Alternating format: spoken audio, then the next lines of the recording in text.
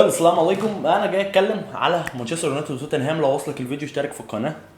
يعني حقيقه انا طلعت الاسبوع اللي فات واتكلمت على اول ماتش مانشستر يونايتد وولفرهامبتون وقلت اداء عشوائي بحت من مانشستر يونايتد، وكان احسن واحد فيهم هو انتوني اللي ودى راشفورد بثلاث اربع كرات وشاط واحده في المدافع واحده في الجون واثنين طلعوا بره. فاللي هو انت محتاج ايه اكتر من اربع فرص عشان تجيب اجوان. وقلت بعدل ربنا ان الماتش ده كان المفروض يخلص 1-1 وان الكوره بتاعت اونانا دي ضربه جزاء. تاني يوم اقسم بالله الحكم ده توقف وحكم الفار اتوقف وقال لك ايه مش هيحكم ماتشات الاسبوع ده. بس ما علينا، ايه اخدوا الثلاث نقط. بس اللي هو الماتش نفسه ما كانش ينفع ياخدوا فيه الثلاث نقط، كان كتير قوي عليهم ان هم ياخدوا نقطه عشان فعلا وولفرهامبتون ضيعت كتير جدا. بس ده مش موضوعنا. نيجي النهارده للماتش. بالنسبه لماتش مانشستر يونايتد وتوتنهام، اللي يقول لك ان الماتش كان متكافئ بيضحك عليك. والله الماتش ما كانش متكافئ نهائي. توتنهام كانت راكبه على مانشستر يونايتد راكبه منيله. فبالنسبه للشوط الاول هو كان متكافئ، دول خلقوا فرص ودول خلقوا فرص. بالعكس ان فرص توتنهام اصلا كانت اخطر من فرص مانشستر يونايتد، بس مانشستر يونايتد عمل فرص كتيره بنسبه خطوره اقل، توتنهام عملت فرص قليله بنسبه خطوره اكبر، فبالتالي اصبح ان الشوط متكافئ. فانا مثلا حابب مثلا ابتدي الفيديو بان انا اتكلم على توتنهام. بالنسبه لتوتنهام انا عاجبني جدا جدا جدا الراجل الاسترالي ده في ان هو لا فلسفه، ما بيتفلسفش. هو نازل هيلعب باربعة تلاتة تلاتة، ما فيهاش اي فلسفه خالص. في الهجوم هيوقف الاثنين قلب الدفاع، هيطلع الوينجين يقفوا جنب خط الوسط، فهتبقى 2-5-3. عاجبني ان هو بالنسبه لسون هو بقى ما بصش لسون ان هو خارق وان هو اللي هيشيل القياده بعد هاري كين ومش عارف ايه فخش هاجم. لا، هو مدي لسون الناحيه الشمال خالص، مريح دماغه خالص. سون بيستلم الكرة يرقص يباصي يفتح ملعب يعرض تعريضه حلوه ممكن يشوط، بيعمل كل ده. اما ما طلبش منه بقى ايه مثلا زي ايه مورينيو اللي هو ايه يروح يهاجم وهاري كين ينزل تحت ومش عارف زي مين ومين ومين ومين. لا، هو بسيط خالص. قال له حبيبي انت تلعب في الباك الشمال مالكش دعوه باي حاجه. فاهمني؟ فانا من وجهه نظري انا شايف ان توتنهام لو كان معاها مهاجم محترم الماتش ده لو كان فيه هاري كين اقسم بالله كان الماتش ده هيخلص فضيحه. الماتش ده لو فيه هاري كين الماتش ده كان هيخلص فضيحه. ريتشاردسون لسه مش عارف لسه لحد امتى، بس ريتشاردسون لسه مجرد محطه بيستلم الكوره يجيب لك اوت يباصي باصه حلوه، لسه ما فيش الخطوره. في بيدرو بارو مدافع توتنهام اللي هم لسه جايبينه، ايه ده ايه الحلاوه دي. شوطه في الشوط الاول خبطت في العارضه قلنا ما لمسهاش، حاولوا يعملوا عليها فولو اب للاسف ما حصلش اي حاجه. بس مدافع زي ما قال الكتاب كان حاطط جرناتشو في جيبه وسانشو لما نزل حطه في جيبه. مدافع عاجبني قوي الصراحه. يعني خساره في توتنهام على السلك، بس مدافع حلو قوي.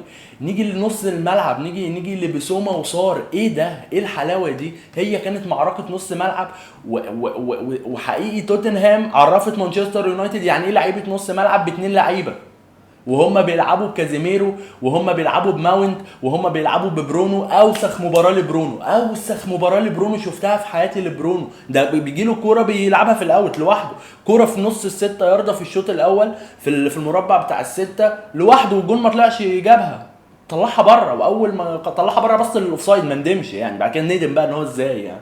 فيكاريو الجون بتاع توتنهام يعني صفقه برده محترم. عاجبني برده المدير الفني في الروتيشن بيلاعب كله. خرج ريتشارلستون، خرج المدافع الباك الشمال، خرج الباك اليمين لاعب بروزيتش. لا الروتيشن، لا صراحه عاجبني المدرب ده جدا. عاجبني ان هو ما بيتفلسفش، بيلعب زي ما الكتاب بيقول زي ما امكانياته سامحه. ما قالهمش انا عايز مهاجم بعد ما هاري كين مشي، ما قالهمش مع الوقت ريتشارلستون ممكن يخش في التيم اكتر، هيبقى اضافه قويه جدا. ريتشاردسون لو مسك فورمه مع توتنهام وهم عاملين كده هيبقى فريق سخيف قوي ورخم قوي. ده حقيقي. ده بالنسبه لتوتنهام. بالنسبه لمانشستر يونايتد، طب ولحد امتى بقى يعني ولحد امتى؟ قلتوا عايزين جون، جابوا جون. بيلعب برجله الصراحه، بيلعب برجله حلو، بيصد. عايزين مدافعين راحوا جابوا مارتينيز وفاران. عايزين سي دي ام راحوا جابوا كازيميرو. عايزين مهاجم راحوا جابوا هولاند ده بس هو لسه ما لعبش. سانشو، انتوني، مش اسماء كلها اقل واحد فيهم ب 100 مليون. طيب ولحد امتى؟ قال لك برونو لما ماونت هيجي هيتحرر دفاعيا وهيبقى هو الكل في الكل قدام، ولا برونو هيطلع نار من بقه. ده اذا كان لما كان بيرجع يدافع بص كان بيعمل ايه، ده ايه القرف ده، ايه القرف ده يا برونو. ما جاش، اقسم بالله اللي اتفرج على الماتش او ما اتفرجش على الماتش ما تتفرجش، اقسم بالله برونو ما جه. وماونت لعيب عادي يعني، هم لو شالوا ماونت ونزلوني يعني مفيش اي اضافه، هو لعيب بيباصي بباصه سهله جدا لاقرب واحد فاتح له وخلصت. لا ما هو انت مش جاي عشان كده. فاللي هو ما هو كان عندهم اريكسون، هم جايبين عيل صغير عشان يطلع برودكتيفيتي اعلى، يطلع انتاجيه اكتر. طب ما هو اريكسون كان موجود يا حبيبي.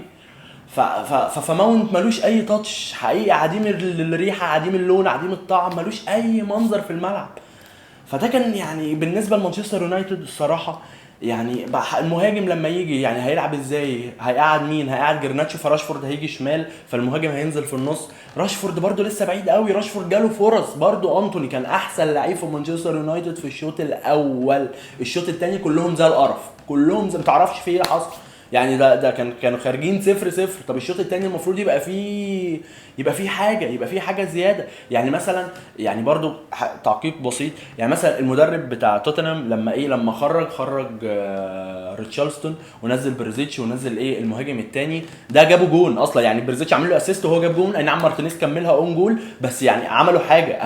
اما تغييرات تين هاجن ملهاش اي ثلاثه عايزه، ملهاش اي ثلاثه عايزه.